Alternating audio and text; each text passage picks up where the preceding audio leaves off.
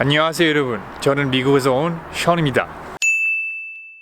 So I had an amazing opportunity to talk with a friend currently living in San Francisco about the current problem that we're all going through. He actually recently returned to the US from South Korea, so he knows better than most people the differences between the two countries and how the governments and leaders are handling the problem. I really think you guys are gonna like this interview. It was really interesting. Let's get into it. I was in Korea for about 2 weeks. So like February 15th, I arrived in Korea, and there was a very small outbreak, maybe like 20 people. So I was not very concerned about it. And then about 5 days later, it just started to grow exponentially. There definitely seemed to be a lot of anxiety, as I'm sure you're aware. Oh yeah, I was super paranoid.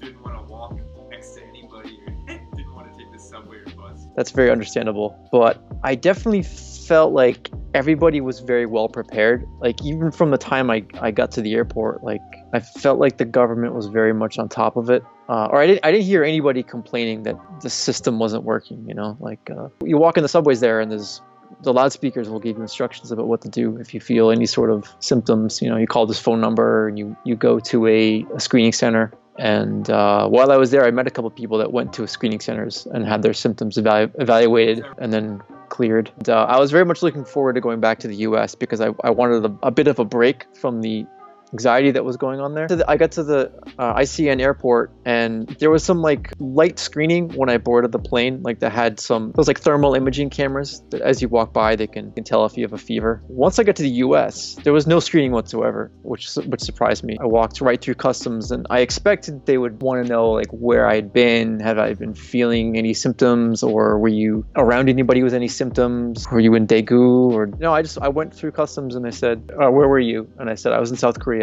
She said, okay, and then just kept walking. Wow. And this was right when like Korea was in the news a lot because it was like the hotspot. I think the main difference is that in the US, people seem very unsure about what this system is doing to protect us. You look at the numbers coming out of Korea every day when they go up, you know, you're pretty confident that those are accurate numbers. They're testing as many people as they can. But here, no one really knows. Like, I think the number is like 70 right now in San Francisco. And I don't think anybody really believes it's 70. It could be 1,000. So, yeah. So what is the current direction from the leaders over there for normal citizens? San Francisco and all the surrounding counties ordered all their residents to stay indoors. And only leave for essential reasons. All the businesses except essential businesses were ordered to be closed. So all like the restaurants, bars, they're closed. Grocery stores are open. You can still get takeout food. So is this for the unforeseeable future, or did they give you any kind of timeline? It's still April 7th, but it could be extended. They might change it a bit, maybe make it enforce a little bit more forcefully, because it seems like most businesses are finding a way to consider themselves to be essential, and they are open in some capacity. My neighborhood florist was still open with like reduced hours. You don't think flowers are essential? Are there any penalties for people who are not abiding by this current rule?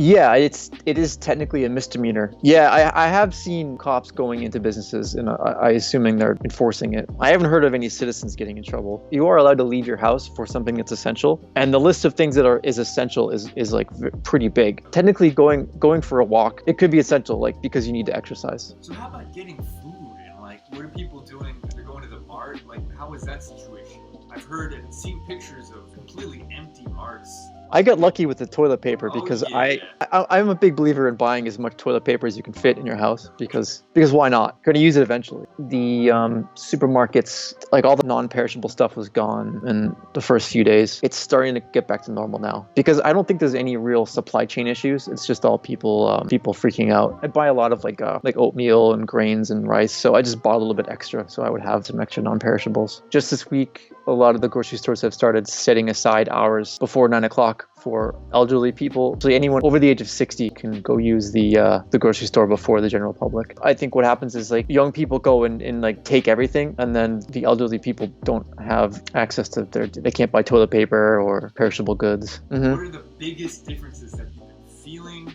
in the energy and the way things are being run in South Korea versus San Francisco in the U.S.?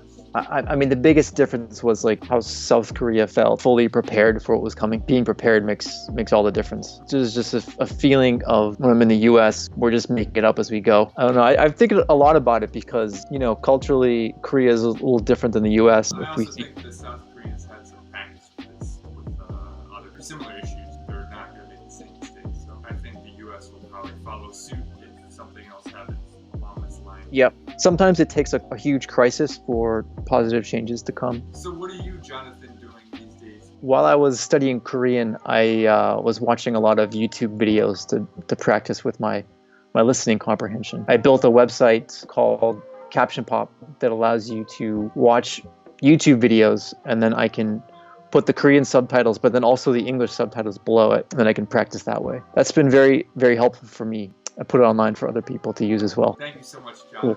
Hopefully we'll talk again soon. Happy to help. All right. Bye-bye. 네, 여러분 지금까지 시청해 주셔서 감사합니다. 저는 션이었습니다. 다음에 또 봐요. 바이.